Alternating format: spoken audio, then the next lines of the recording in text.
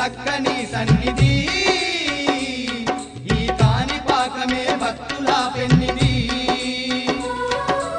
ఏకదంతుని నిలయం దర్శించిన భక్తులే ధన్యం ఏకదంతుని నిలయం దర్శించిన భక్తుల ధన్యం పార్వతి తనయుని స్థావరం ఈ కాణిపాక మహాక్షేత్రం పార్వతి తనయుని స్థావరం ఈ కాణిపాక మహాక్షేత్రం ఇది వరసిద్ధి విఘ్నేశుని సన్నిధి శతకోటి భక్తులకు ఇది ఏ పెన్నిది కంటి తనయుని చక్కని సన్నిధి ఈ కాణిపాకమే భక్తుల పెన్నిధి